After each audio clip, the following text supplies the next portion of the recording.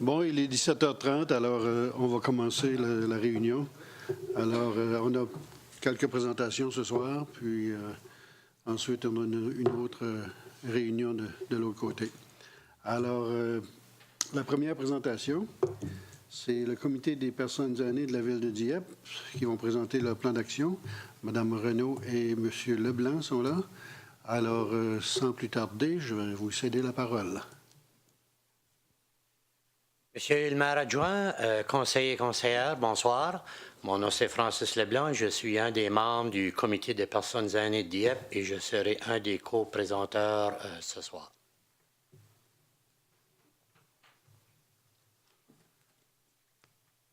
Bonsoir, mon nom c'est Carmen Renaud. Je suis un membre du comité des aînés de la ville de Dieppe.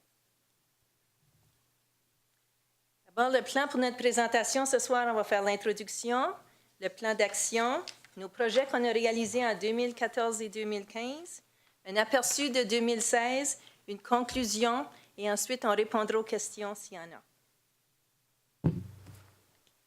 Dans notre introduction, c'est pour vous dire que le comité des personnes aînées existe depuis 2011. Il y a beaucoup de gens qui ne sont pas encore au courant que notre comité existe, mais on est bien là. On agit comme un comité aviseur au service culture, loisirs et vie communautaire. On s'est doté un plan d'action en 2012, un plan de 5 ans, donc 2012 à 2017.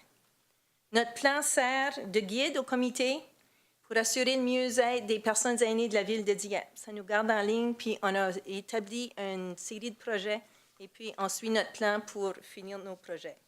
La ville de Dieppe est la première ville du Nouveau-Brunswick à faire partie de MADA, qui est Municipalité Amie des aînés. Il y a maintenant une dizaine de communautés qui ont suivi la ville de Dieppe. Notre plan d'action, on a divisé ça en 3 axes.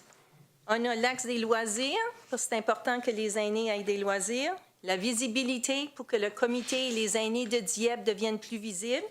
Et puis les services généraux.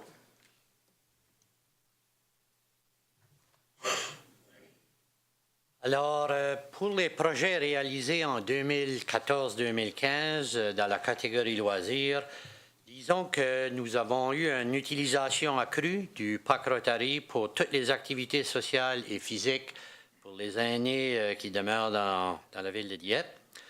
Nous avons également des déjeuners du printemps qui fait une réussite. On a eu notre premier déjeuner en avril 2014, où est-ce qu'on a eu à peu près 140 participantes. On a eu un deuxième déjeuner du printemps en 2015. On a eu à peu près 80 personnes. Cette journée-là, la température nous a pas aidés. Mais le troisième qu'on a eu à l'automne 2015, on a eu encore une fois à peu près 120 participants à ce déjeuner-là. Alors, au niveau de la catégorie visibilité. Alors, on a une reconnaissance d'un membre bénévole de l'année dans le cadre de la Semaine nationale du bénévolat. Alors, depuis 2012, le comité a choisi une personne pour être reconnue pour son travail au sein du comité. Alors, on a également une consultation entre les membres et le CLVC pour l'annonce d'activités qui se font dans la communauté, soit par Facebook, le site web, le Dieppe Mag. Alors, c'est essentiellement 3 méthodes qu'on utilise pour communiquer nos activités. Au besoin, parfois, on a l'achat d'espaces publicitaires dans les journaux et à la radio pour faire la promotion de certaines activités. Également, le comité est en recrutement constant. Présentement, nous avons 9 personnes qui font partie du comité et M. Jean-Claude Cormier en est présentement le président.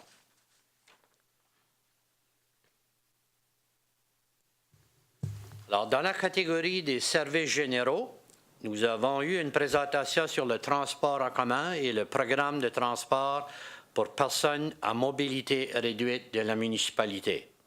Et en passant, lorsqu'on a eu la présentation, il est à noter qu'à chaque mercredi, les aînés de la ville de Dieppe peuvent utiliser le transport en commun gratuitement. Deuxièmement, nous avons eu une rencontre avec le service d'incendie au sujet d'un registre pour les aînés lors de désastre ou de situation d'urgence. Alors, ce registre, on nous dit qu'il va être en vigueur à la fin de janvier 2016. Troisième point, nous avons une organisation avec le service d'incendie d'une session pour l'utilisation du défibrillateur et les premiers soins axés sur les personnes âgées. Malheureusement, on est obligé d'annuler cette rencontre-là faute d'inscription par les citoyens. Également, M. Normand Genet, qui est le président du comité régional Dieppe-Moncton de l'AFANB, soit l'Association francophone des aînés du Nouveau-Brunswick, s'est joint à notre comité cette année. Et nous avons aussi une représentante de la Croix-Rouge qui siège également sur le comité. Alors, comme vous pouvez voir, on a des gens de différents milieux qui nous aident à l'interne de ce comité.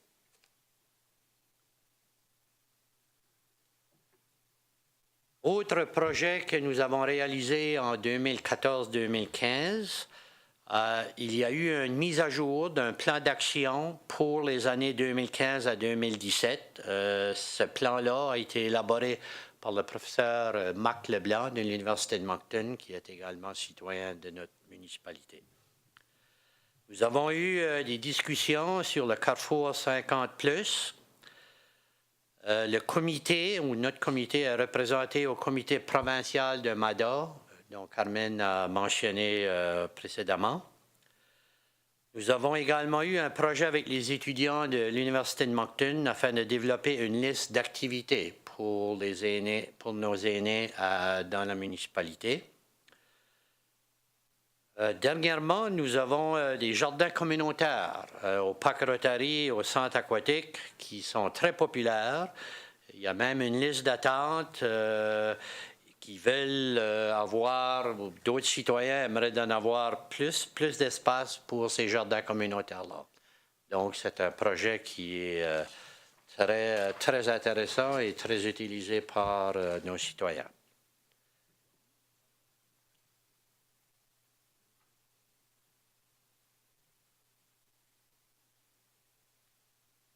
Donc, maintenant, un aperçu pour l'automne 2015 et l'année 2016. On veut inviter les groupes qui s'occupent des personnes aînées afin de discuter de leurs besoins en espace dans un centre multifonctionnel et partager les résultats avec les représentants de la municipalité. Donc, on irait voir tous les groupes qui s'occupent des personnes aînées pour participer à cette discussion. On veut continuer aussi à organiser des activités qui entourent la Journée internationale des aînés, parce qu'on trouve que c'est important de souligner cette journée-là. Organiser une consultation publique afin de faire mieux connaître les besoins des personnes aînées en loisirs, transports, services municipaux, etc. Donc, le point 1 et le point 3, on les ferait à peu près dans le même temps, parce qu'il y en a un que c'est pour les organismes qui s'occupent des aînés, puis l'autre, c'est pour les aînés. Ça fait qu'on ferait ces deux points-là à peu près au même temps, puis on pense de faire ça à la fin mars pendant le mois d'avril, une fois que l'hiver, le plus gros de l'hiver est terminé. Et ensuite, on veut aussi continuer des discussions avec Carrefour 50+ pour identifier des collaborations possibles.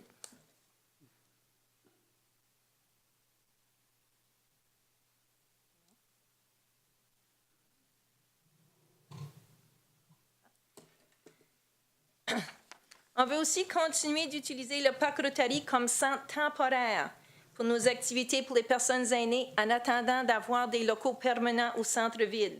On sait qu'il y a beaucoup de nos aînés qui vivent au centre-ville et puis on sent que si on avait des locaux au centre-ville, que les aînés participeraient davantage parce que ça serait plus facile pour eux de se rendre. On veut encourager les organismes Kodiak Transpo et les entreprises de transport à offrir des tarifs réduits aux personnes aînées. Maintenant, le mercredi, c'est gratuit pour les aînés, mais on aimerait avoir, on est en train de discuter avec eux si on ne pourrait pas avoir une réduction toute la semaine, puis peut-être comme ça encouragerait les aînés d'utiliser davantage le transport en commun.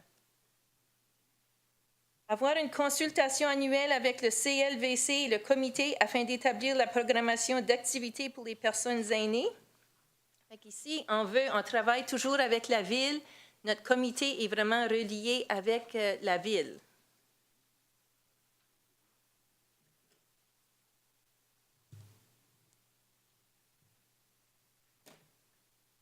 Une autre chose qu'on va faire, on continue d'évaluer les satisfactions des participants à chacune de nos activités. Chaque fois qu'on a une activité, on fait une évaluation, puis on partage ça avec le CLVC parce que nos activités sont souvent basées à partir du CLVC. On va faire la promotion des activités des organismes qui desservent les aînés dans des outils de communication de la ville de Dieppe. Encore là, on a le Dieppe Mag, puis le site web, puis le site de Facebook. On veut identifier une table de concertation des organismes qui travaillent avec les aînés, puis ça deviendrait une activité annuelle. Ça fait une table de concertation où on mettrait tous les différents groupes qui s'occupent des aînés ou qui peuvent offrir des services aux aînés, et puis on se rencontrerait une fois par année.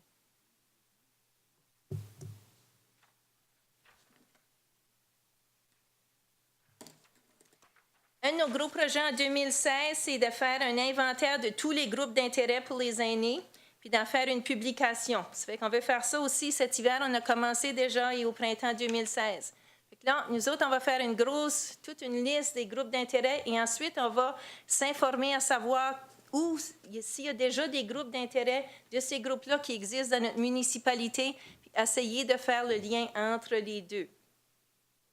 On va entreprendre des discussions avec le comité des personnes à mobilité réduite de la ville de Dieppe. Parce que notre population est vieillissante, on tient vraiment à ce que les aînés puissent se déplacer, donc on essaie de faire ces démarches-là. Rencontrer l'agente responsable du bénévolat, c'est Sonia, du CLVC, afin de discuter des moyens pour reconnaître le bénévolat des aînés de la ville de Dieppe. Parce que souvent, on entend dire comment les aînés coûtent cher, puis là, on veut essayer de voir exactement comment d'heures de bénévolat font les Dieppe, puis que les aînés font de bénévolat, puis mettre de l'emphase là-dessus. Rencontrer le service des communications afin de discuter des différents moyens de faire la promotion des activités. Parce qu'on sait que souvent, c'est le manque de publicité, puis les gens ne sont pas informés de ce qui se passe. Donc, plus qu'on a de gens informés, plus qu'on va avoir de participation à nos activités.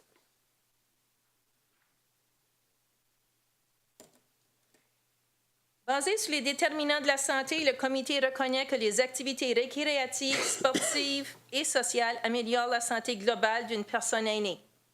Cela dit, le comité voudrait augmenter les activités afin de rejoindre le plus grand nombre de citoyens aînés de la ville de Dieppe.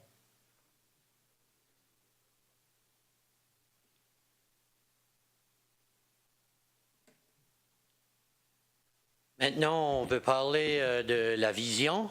Alors, comme vous le savez, on est quand même présentement limité dans ce qu'on peut offrir aux personnes aînées de Dieppe dû à un manque d'espace. Donc, pour, disons, peut-être régler ce problème-là, un centre multifonctionnel avec un espace dédié principalement pour les aînés serait la solution. Des exemples d'activités qui pourraient bénéficier des salles multifonctionnelles pour avoir des rencontres de comité, des cours d'ordinateur, clubs de lecture, ateliers de couture, cours d'exercice physique, groupes d'intérêt, jeux de société. En fin de compte, les possibilités sont illimitées. Alors, nos besoins, des salles multifonctionnelles avec des murs amovibles, cuisine, piste de marche, aires de rencontre pour socialiser, équipements récréatifs et sportifs. Afin d'être inclusif, le comité préconise un accès gratuit aux installations et une tarification réduite aux activités.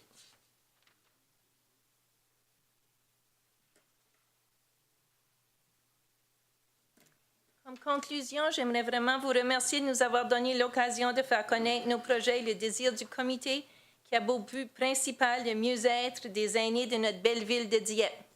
Je veux aussi vous remercier du fond du cœur de nous prêter Gabrielle. Enlevez-nous les ponts, on l'a vraiment besoin. On apprécie beaucoup que vous nous prêtez Gabrielle pour qu'elle puisse nous aider à poursuivre notre comité et faire nos projets. Donc, merci. Est-ce qu'il y aurait des questions?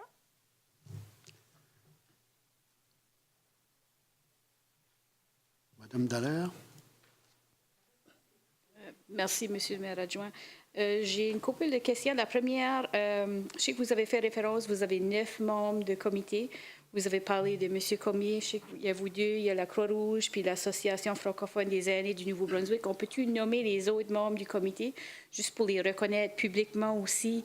pour leur contribution. So, Cécile était notre représentante de la Croix-Rouge, puis elle vient de prendre sa retraite, puis elle a décidé de rester au comité quand même. Rose-Marie Giroir, qui est partie en Floride. de parler dans le micro pour... Excusez-moi. On a Rose-Marie Giroir qui est partie en Floride parce que quand on est dans le comité des aînés, il y en a plusieurs qui partent pour l'hiver. Joanne aussi est partie. Diane, hein? Joanne est partie aussi en Floride. Norma est encore ici avec nous autres. Puis On a Normand. mentionné Normand Genet. Oui. parfait. Merci. Juste pour que je comprenne bien la structure, c'est-tu un comité indépendant sans but lucratif puis que la municipalité prête Gabriel ou c'est vraiment un comité aviseur au service puis les citoyens avisent puis c'est la municipalité par après qui met en place des initiatives? Je vois des hochements de tête. C'est bien ça la structure du comité? OK, parfait. Merci. Merci, Mme Dallaire. Monsieur Paul Béliveau. Merci, M. le maire suppléant. Ma question traite justement de votre idée autour d'un centre multifonctionnel. Avez-vous entamé des discussions avec d'autres groupes dans la municipalité qui seraient probablement intéressés, ils seraient portés à vouloir en faire partie? Eux, l'utilisation leur serait également aussi utile que vous. Avez-vous commencé ça?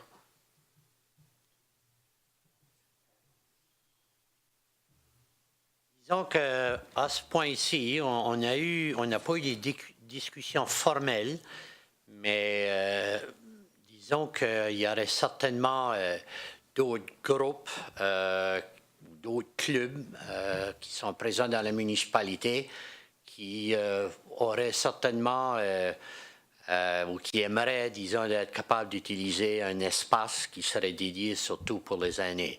Mais on n'a pas de... à ce moment ici, comme on a mentionné, d'ici 2 ou 3 mois, là, on va demander aux différents organismes, surtout pour les aînés dans la municipalité, peut-être même les clubs d'âge d'or, ainsi de suite, des représentants pour voir qu'est-ce qu'eux autres aussi aimeraient avoir. Et je suis certain qu'on n'aura pas de misère à avoir des gens s'intéresser à ce projet ici. Ma question avait plutôt à faire avec un centre multifonctionnel, mais qui répondrait des besoins de plusieurs autres groupes, et non seulement les aînés. Ça sera à savoir si ça pourrait devenir justement le sujet d'une discussion avec d'autres groupes qui se trouvent ici à la Ville de Dieppe. Je pense à d'autres organisations ou d'autres volets d'usage, mais ce n'est pas encore réalisé. Vous me disiez que vous êtes en train de vouloir mettre sur pied un peu vos besoins, puis ensuite approcher possiblement d'autres organisations. Okay. Et aussi, en 2016, notre gros projet, c'était d'organiser des groupes d'intérêt. Ces groupes d'intérêt-là, on pourrait se servir du centre multifonctionnel. Okay. Merci. Merci, M. Béliveau. M. Godette. Oui, merci pour votre présentation. Dans le texte, je remarque, puis je ne sais pas s'il y a confusion ou s'il y a nomination incomplète entre le pavillon Rotary et le parc Rotary Saint-Anselme. Alors, si on parle du parc Saint-Anselme ou du parc Rotary Saint-Anselme, il faudrait, à mon avis, l'appeler de son nom pour ne pas le mélanger avec d'autres. Parce que, disons, les édifices dans le parc Rotary Saint-Anselme sont utilisés et également les facilités qui entourent le parc pour différentes, lorsqu'il y a des clubs de marche, ainsi de suite. Alors, tout cet endroit-là est utilisé très fortement par les aînés de la ville. Oui, mon intervention était pour l'appeler de son nom correct. Merci, M. Godette.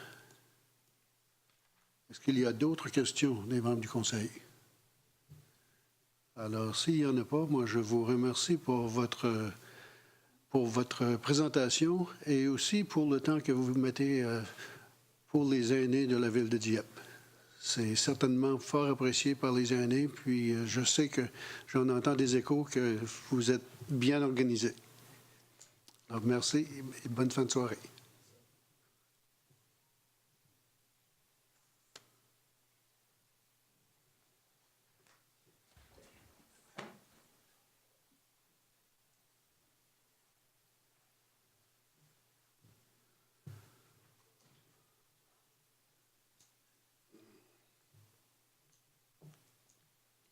L'autre point était prévu pour 6 heures. Est-ce que...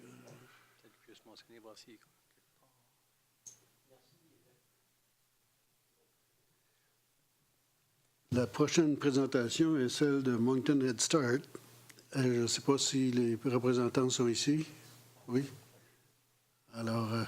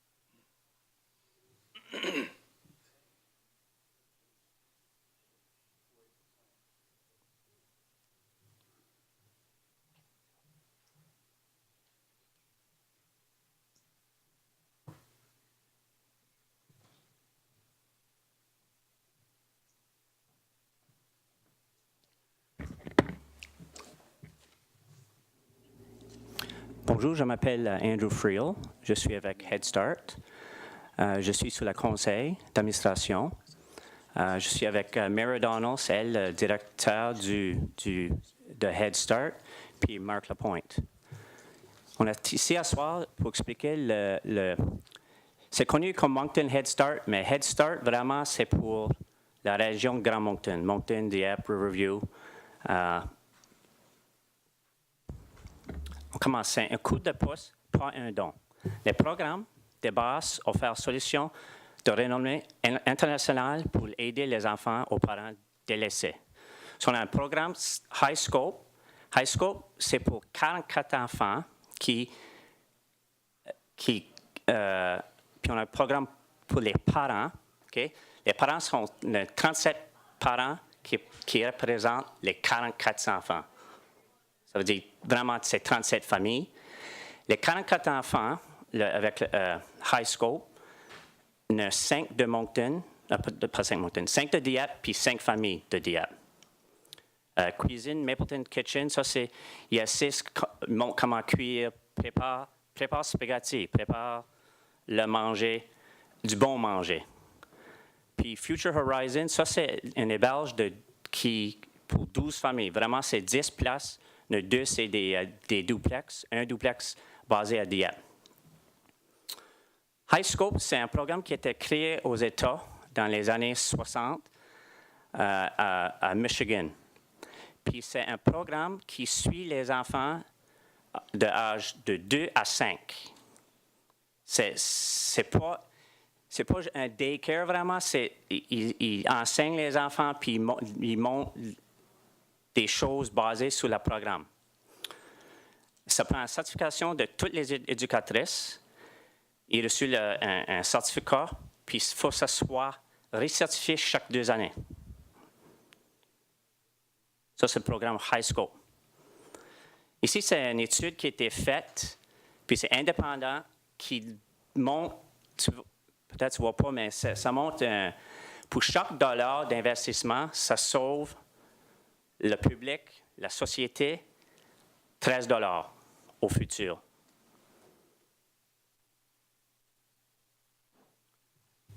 Une autre chose, c'est le programme des parents.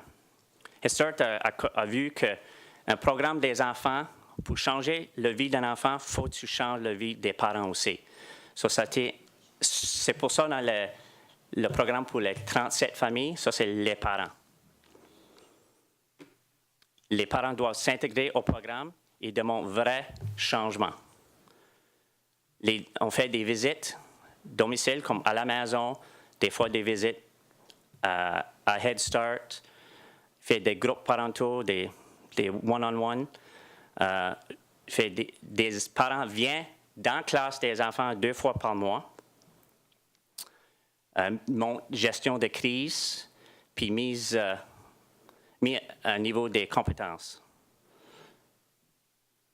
Cuisine Mapleton Kitchen, ça c'est un programme qui montre comment manger bien, prépare tout le manger. Il a innové des recettes simples pour manger bien, mais il appelle ça un repas dans un chaudron, c'est comme un dinner in a pot. Ça, c'est Cuisine Mapleton Kitchen. Les hébergements Future Horizon, ça, c'est les 12 maisons, c'est pas 12 maisons, vraiment, c'est 10, mais c'est le duplex. C'est des familles de Head Start qui sont logées là. Puis c'est pas le signe de rien. C'est un duplex dans la ville de Moncton. Puis ça, c'est tout payé par la province, par le gouvernement. Puis c'est des familles qui sont dans le Head Start ou ils ont gradué de Head Start. Claudette Bradshaw a dit « Nous voulions les sortir du ghetto ». Un coup de pouce, pas un don. Les programmes communautaires, ça c'est les programmes que tout le monde connaît. On fait des programmes School Supplies. Puis ça, l'année passée, ça affectait 700 enfants.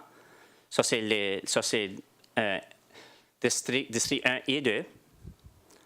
Vêtements hiver, ça, c'est un programme, ils appellent ça le Coat for Kids. Cette année, c'était 500 personnes. Ça, c'est pas juste, c'est tout. Habillé l'hiver. Des jouets de Noël, Toyland. Ça, on avait 1600 cette année. Ça, c'est des bébés, des toys.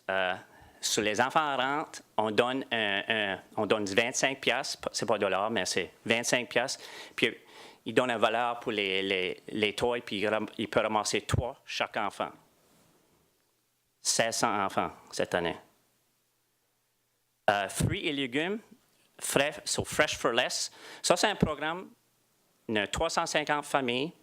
Ils payent 15 piastres par mois, puis tu reçois un panier de fruits et légumes qui vaut 40 piastres environ. Faut que tu qualifies pour ça, pour sûr.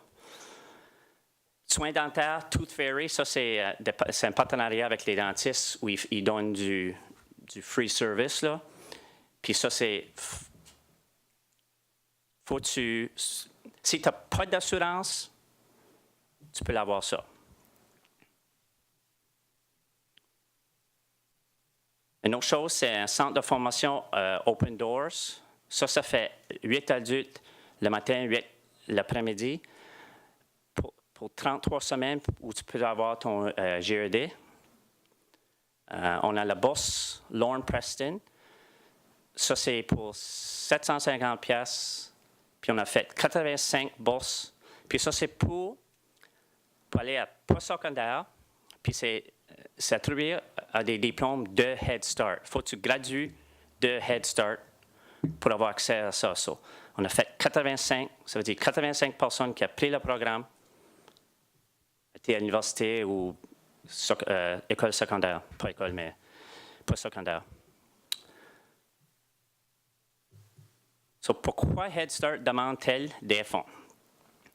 Tu peux voir 2013, les subventions du gouvernement étaient proches de 800 000, puis maintenant, c'est 500 000. Les dons ont baissé de 300 000 $, ça veut dire le revenu a baissé de 300 000 puis dépenses n'ont vraiment pas changé. Les nouveaux noms du province, parce que tous les clients, pas les clients, mais tous les enfants qui commencent à Head Start sont référés par le gouvernement, par la province, c'est le département d'éducation. Puis, leurs besoins ont changé. Tout le monde qui rentre maintenant sont de moyens ou élevés. Ça veut dire que c'est des pas low risk, c'est moyen, puis high risk maintenant. Ça, c'est très dur à contrôler les coûts à cause de ça. En 2000, les dettes sont pas là, mais en 2013, quand on a vu, OK, on a 300 000 partis du gouvernement, 2013, on a commencé à travailler intérieur les programmes pour couper le coût. Troisième phase, on a commencé, on avait des fonds, on a encore des fonds, mais des fonds de fondation, on utilise ça, qui couvrent les pertes par année. Si on continue ça, on a 3 ans. Basé sur les revenus puis les dépenses, l'argent, comme le fonds de fondation, soit parti dans 3 ans. Quatrième, vraiment c'est aujourd'hui, quatrième, cinquième, c'est pour ça, Head Start demande, on fait une campagne où pour lever 150 000 de plus. Ça, c'est juste cette année, mais l'idée, c'est de monter ça de plus, puis faire ça. Il faut qu'on continue ce minimum de ça chaque année, juste pour couvrir les coûts. Nous demanderons à la Ville de Dieppe une subvention de 15 000, qui soit 10 % du total, ou du 150 000. Ça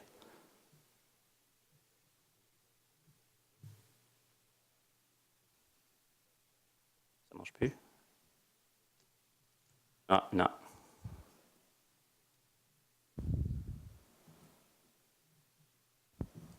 Est-ce qu'il y a des questions de la part des membres du Conseil? Non, c'est here. On voit là, mais on ne voit pas là.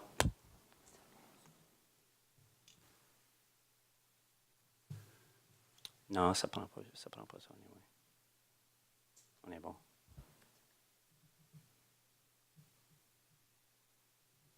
Ouais, moi. Vous avez des questions? Le conseiller Béliveau? Merci, M. le maire suppléant. Le nombre de votre clientèle, est-ce qu'elle est toujours à l'augmentation? En autre mot, est-ce que vous avez plus de jeunes et des familles qui se tournent à Head Start pour des services? Est-ce que ce chiffre-là augmente à tous les années? Mais le maximum d'enfants, c'est 44. C'est ça que le programme peut accommoder. Le programme de high school, Ça, c'est le maximum. maximum 44. Puis vous n'avez pas On d'espace peut pour le plus. lever, mais ça prend les fonds. Okay? C'est capé à ça aujourd'hui. Il a commencé à 27 dans les années 80, mais maintenant c'est 44. Combien de temps que l'enfant va demeurer dans ce programme? 3 ans. Pour 3 So, ans. tu commences à 2, tu vas à 5. Puis tu demeures avec 44 jeunes, puis tu ne peux pas en augmenter parce que tu n'as pas les ressources pour en prendre plus. Mais est-ce qu'il y aura une demande pour plus? Oui. Merci. Oui. Merci, M. Béliveau. Le conseiller Godette. Oui, merci pour votre présentation. Si je comprends bien, ce programme ici, c'est une des branches, c'est une des branches ou un des éléments de Head Start. Tu parles de... Il y a d'autres fonctions que Head Start fait. C'est les 44 enfants. Si tu travailles avec les familles, on offre des services qui... comment prépare ton manger, le Teaching Kitchen, quoi d'autre? Le Future Horizon, ça c'est des 10 maisons. Puis pour Future Horizon, c'est des clientèles de Head Start, mais c'est quelqu'un qui rentre, puis il paye une location, mais c'est basé sur leur capacité. Peut-être tu peux payer juste 500 pièces. So, tu rentres dans la maison, puis tu payes 500 pièces. C'est en attendant que la personne finisse leur université ou c'est court terme, ça, c'est l'idée, mais Et dans le cas de Dieppe, qu'est-ce qui, comment je dirais ça, là, de quelle façon les gens de Dieppe ou combien de personnes de Dieppe sont impliquées dans ce programme-là? aujourd'hui, 5 jeunes, 5 familles. C'est 5 familles avec un enfant chaque. C'est 5 familles, 5 enfants aujourd'hui. Mais ça peut changer, ça dépend. Qui sont référés par le système d'éducation? C'est ça. Ou social development, ouais, département social. Merci. C'est le gouvernement. Merci, conseiller Godette. Maintenant, la conseillère Dallaire. Merci, Monsieur le maire adjoint. Je voulais commencer par dire merci pour le travail que vous faites de la communauté. C'est un travail essentiel pour la communauté. Ça dessert une clientèle qui ne serait pas nécessairement desservie autrement. Puis je vous remercie pour ça. Ma question est en ligne avec celle de conseiller Godette. Ma première, c'est si, disons, la ville, la municipalité accorderait une subvention de 15 000 par année, parce que je soupçonne que ça serait une demande annuelle que vous feriez, pas juste cette année, c'est ça? Ça peut arriver, ça. OK. Oui. Si la municipalité considérait cette demande-là, y aurait-il moyen à assurer que, comme tout de suite, il y a à peu près 10 de votre clientèle du programme High Scope, que c'est des résidents de Dieppe, mais il y aurait une manière à assurer sa perpétuité, que 10 de la clientèle serait des résidents de Dieppe, pour assurer que la contribution de la municipalité irait pour desservir nos résidents? La moyenne, c'était 15 Peut-être c'est 20 une année, mais c'est 15 la moyenne des résidents de Dieppe. OK. Puis j'imagine, avec une subvention, vous viendrez des rapports annuels sur votre travail, puis etc., qu'est-ce que la clientèle est desservie pour faire des rapports, puis ces choses-là. Mais la seule chose, c'est tout confidentiel, mais... Non, mais comme aujourd'hui, pas nécessairement les noms, Oui. là, mais juste Oui. un survol. Oui. Parfait. Merci. D'autres questions? Alors, s'il n'y en a pas, je vous remercie de votre présentation.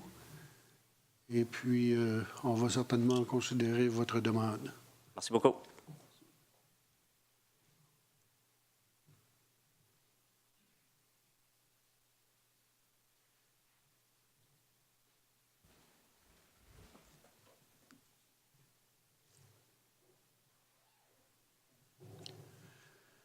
La prochaine présentation, c'est les Jeux du commerce de 2017.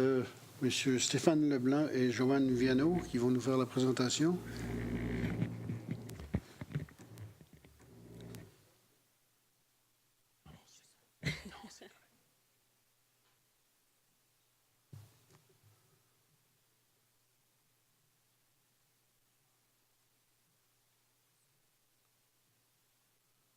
Bonsoir, Madame Viano et Monsieur Leblanc. Bonsoir. Alors, on vous écoute. OK, je vais commencer par me présenter. Joanne Viano, je suis la présidente du comité organisateur des Jeux du commerce 2017 qui se déroule dans la région de Moncton du 6 au 8 janvier 2017. En 29 ans d'existence, ça va être la première fois que l'édition se déroule dans notre région. Donc, on est vraiment content du processus. Puis ça fait déjà 1 an qu'on travaille là-dessus. On a un comité de 14 étudiants de l'Université de Moncton, mes anciens étudiants.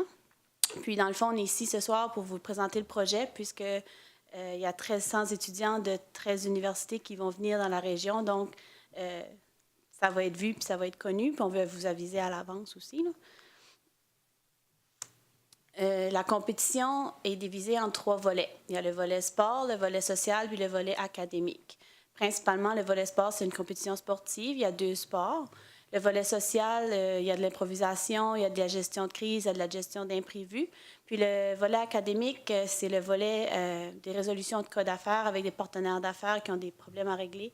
Puis que c'est les étudiants qui font la résolution dans différentes disciplines. Il y a la discipline de la logistique, le marketing, la gestion internationale, stratégique, comptabilité, fiscalité,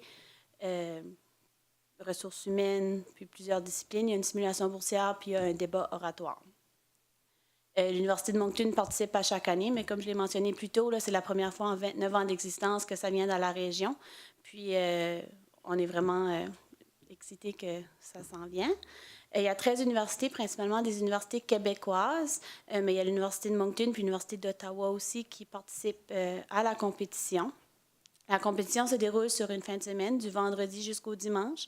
Le vendredi, l'université arrive, puis il y a la cérémonie d'ouverture, habituellement qui est une cérémonie extérieure.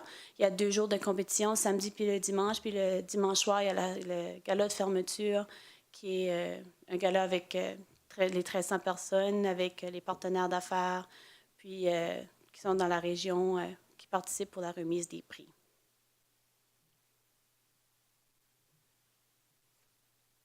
Donc, c'est ça, juste pour vous donner une idée, les Jeux du commerce sont maintenant à travers le Canada. Donc, c'est les Jeux du commerce Est que nous, on participe, qu'on a commencé.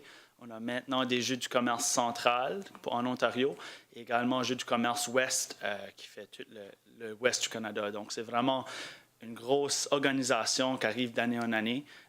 Jeux du commerce Est, ceux que nous, on fait partie de, c'est la plus grande compétition interuniversitaire de l'Est du Canada. Donc, comme Joanne a dit, environ 1200 participants, 250 bénévoles, nombreux partenaires d'affaires à travers du Canada qui viennent tous en une région pour compétitionner, pour faire connaissance, réseautage, et ainsi de suite. Donc, on voit vraiment les leaders de la communauté des affaires. Si je regarde l'année dernière, certains commanditaires, il y avait Desjardins, L'Oréal, SFL, surtout beaucoup de compagnies québécoises, mais plusieurs de ces compagnies québécoises-là aussi ont des filiales à Moncton. Et c'est sûr qu'on va impliquer plusieurs entreprises de la région Moncton, Dieppe, Riverview et des environs à notre événement cette année aussi pour le faire un peu plus local et ainsi pour démontrer les belles entreprises qu'on a dans la région qui peuvent faire compétition ou travailler avec diverses entreprises du Québec qui connaissent déjà bien la compétition. Donc, notre budget, au-delà, là, je vois c'est 400 000, mais vraiment, notre budget est au-delà de 600 000 $. Donc, c'est quand même une assez grosse réalisation d'amener le nombre de participants comme ça à un endroit. Donc, c'est sûr, la plupart des revenus-là viennent de différents partenaires, gens d'affaires, gouvernement, ainsi de suite, ainsi que l'inscription des participants.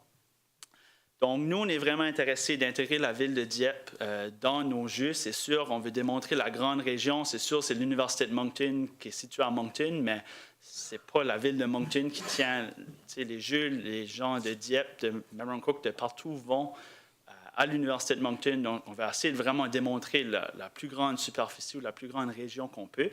Donc, on serait certainement intéressé d'avoir une partie de l'événement à la ville de Dieppe. Soit, comme Joanne a dit, il y a des cérémonies d'ouverture, il y a des cérémonies de clôture. En tout cas, il y a plusieurs opportunités. Donc, on serait vraiment intéressé d'essayer de trouver une manière de mettre un accent sur Dieppe et inclure Dieppe spécialement entre les Jeux du commerce qui sont bilingues, mais quand même assez francophones, avec la ville de Dieppe qui est assez francophone aussi. Ça serait intéressant de faire un lien là.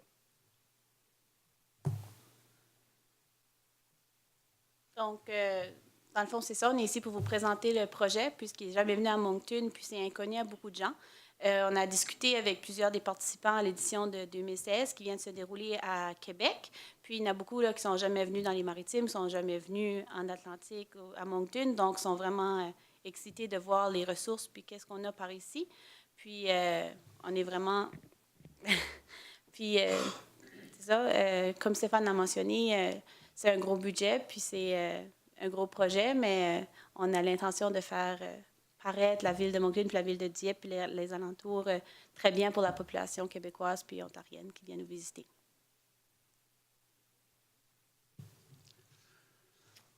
Merci pour la présentation. Est-ce qu'il y a des questions des membres du Conseil?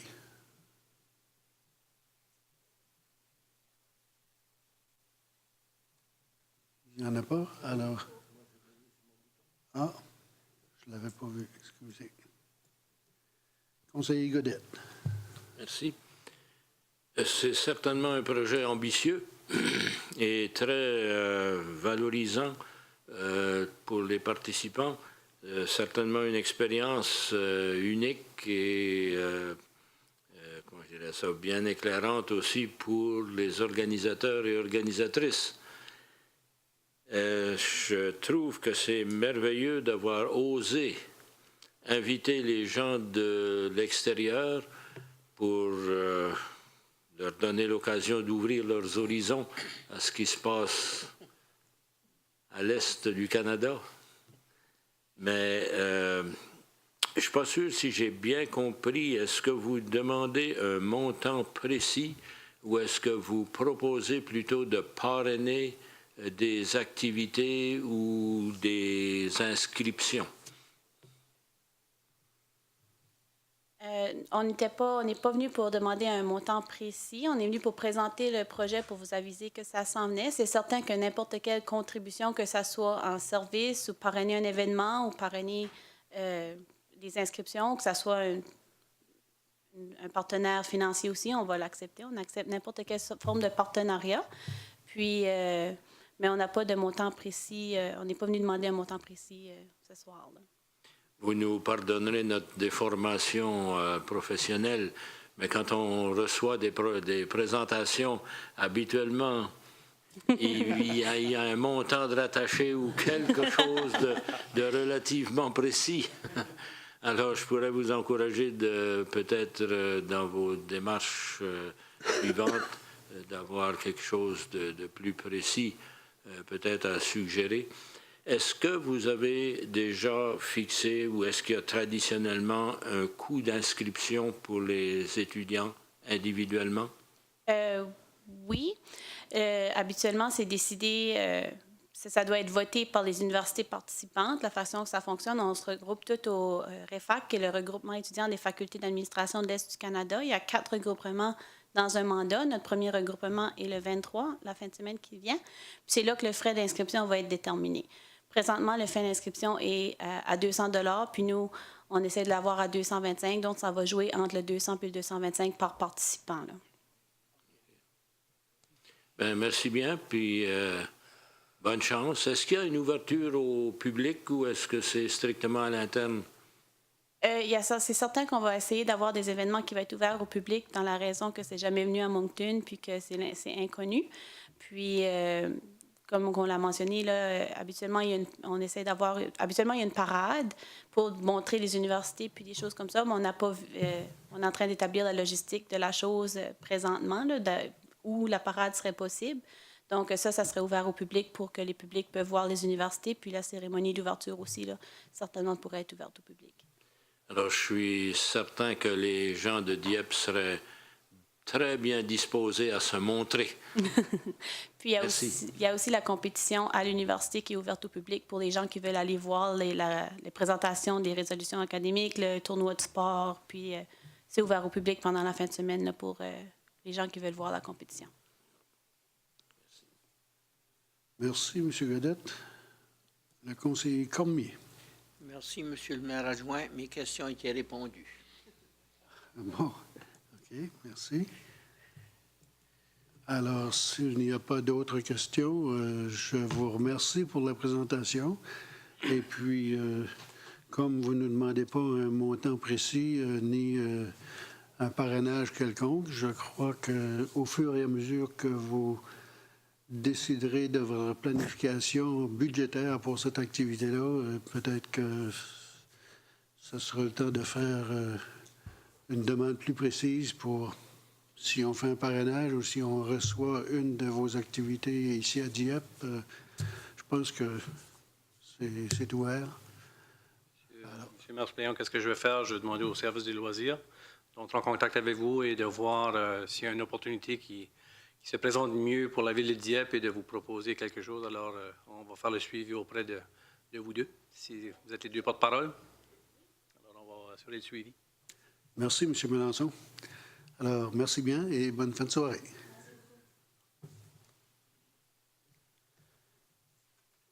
Bon, alors, ça termine nos discussions, nos présentations pour la réunion de ce soir. Alors maintenant, on va passer de l'autre côté. Peut-être s'il y a des mises à jour, Monsieur le maire suppléant. Ah, c'est vrai, il y avait. Comité consultatif, s'il y a lieu. Vous avez raison, j'ai oublié ça. Alors, le comité consultatif d'accessibilité, c'est M. Béliveau, puis il n'est pas là. Alors, ouais, il devait s'absenter. Alors, on lui demandera la prochaine fois. Comité consultatif sur l'égalité des chances entre les femmes et les hommes. Eh bien, il n'y a pas beaucoup de choses nouvelles. On a une réunion qui va avoir lieu la semaine prochaine. Nos dernières réunions ont dû être annulées pour diverses raisons, parfois des raisons de manque de quorum et d'autres raisons hors de notre contrôle. Alors, on recherche toujours des membres. Nous avons... je pense qu'on a une prospecte femme pour nous être représentant sur ce comité. Et il nous manque maintenant un homme aussi parce qu'on va avoir la parité entre les deux groupes. Alors si vous connaissez un homme qui pourrait être intéressé à participer à ce comité, veuillez me le faire savoir. Madame Dallaire, est-ce qu'il y a quelque chose que j'aurais oublié?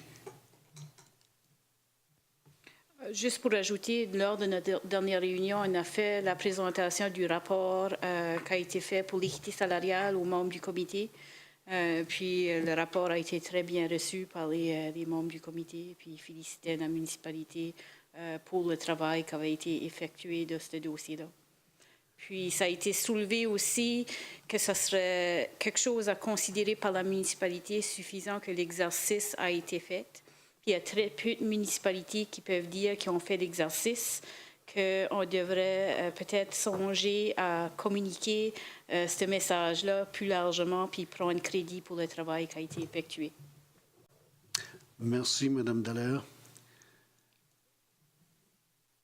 Alors, on a aussi cette semaine un dossier qu'on voulait travailler dessus qui était encourager plus de femmes à se présenter aux élections municipales. Et la semaine prochaine, il y a une conférence de presse de l'Association francophone des municipalités du Nouveau-Brunswick, justement pour présenter leurs projets qui vont dans ce sens-là, puis on va collaborer avec eux. Alors, M. Godette, vous aviez... Oui, en parlant de candidature prospective pour différents comités, il y a circulé une petite note il y a une couple de semaines passées qui demandait des suggestions pour des candidatures. Je crois que j'en ai 2 qui seraient intéressés, mais ce qui nous manque, c'est les renseignements concernant les 3 comités qui étaient mentionnés. Alors, je devrais m'adresser au directeur général pour avoir ces renseignements-là. La première question qui était demandée, est-ce que c'est un projet pour Dieppe ou est-ce que c'est un projet régional? Je pense que dans les 3 cas, c'était pour Dieppe. Si je me rappelle bien, oui, exactement, c'était des comités pour... Mais il voudrait avoir une description ou une idée plus précise des responsabilités, des tâches, des fréquences de réunion, etc. Et je présume qu'il faut aussi le formulaire à remplir, question de sécurité, etc. Je vais venir à mon bureau, puis on s'assurera de circuler l'information nécessaire. Merci. Dans un des cas, c'était un représentant pour le Théâtre Capitole. Et puis, alors, c'est le représentant de la ville de Dieppe qui... Dans celui-là auquel je réfère, non, c'était aménagement, environnement... Comité consultatif en matière d'urbanisme. Oui, 3e. Oui. On pourra vous donner les détails qui sont suivis. OK, bon, alors on passe au comité consultatif de l'environnement. Est-ce que... Oh, excuse-moi, M. Brideau. Justement, j'allais, M. le maire adjoint, j'allais faire des commentaires sur le comité consultatif de l'environnement. Pendant l'année 2015, on a eu des gros problèmes, c'est que ça n'a pas fonctionné du tout. On a eu des gros problèmes d'assiduité, pas capable de rejoindre le quorum. Et puis aussi avec l'absence du maire, ça n'a pas aidé non plus. Alors, j'en ai parlé justement brièvement avec le maire, justement avant les fêtes, et puis on va se mettre à l'œuvre, même avec M. Luc Richard, d'essayer de repartir de nouveau pour l'année 2016, ça va mieux. parce que ça serait bon, surtout avant la fin de notre mandat, de pouvoir remettre ce comité-là en marche aussitôt que possible. Alors, j'essaierai de vous faire un rapport dès qu'on aura quelque chose de positif à vous donner. Merci. D'accord, merci. Maintenant, le comité consultatif de la francophonie, Mme Dallaire. Merci. On a eu une réunion récemment où on a eu une présentation PowerPoint sur le résultat du sondage qui a été fait auprès des organismes de la municipalité. Puis une des questions qu'on avait demandées, c'était l'utilisation du français au sein des différents organismes à l'œuvre de la municipalité.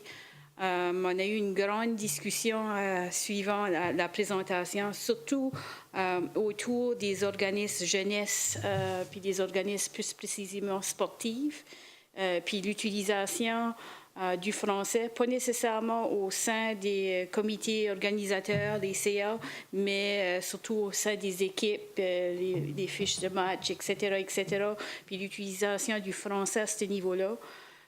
Puis on a terminé la discussion avec une recommandation qui s'en vient à une réunion prochaine au conseil municipal pour la considération. Puis la résolution se lit comme si le comité consultatif de la francophonie francophone recommande d'inclure une clause linguistique lors de la révision de la politique d'accréditation des organismes, et ce, en consultation avec le comité. Puis l'idée derrière ça, c'est qu'on pourrait offrir de la formation au secteur communautaire sur l'utilisation du français, offrir des ressources, et aussi de regarder s'il y a moyen d'attacher à l'accréditation un volet de langue. Puis comment est-ce que ça se ferait, je ne sais pas, mais c'est des choses que le comité recommande qui seraient considérées. Puis l'autre, une recommandation future qui s'en vient au conseil municipal, basée sur la réunion qu'on a eue la semaine dernière, était que la politique linguistique de la municipalité se fait réviser dans les prochains mois. Puis le comité aimerait être impliqué dans ce processus-là. Puis il va y avoir une recommandation autour de ça aussi qui s'en vient. Puis c'est ça le compte rendu que j'ai pour vous. D'accord, merci, Mme Dallaire. Alors, s'il n'y a pas autre chose, on va fermer cette réunion, puis on va se rencontrer de l'autre côté.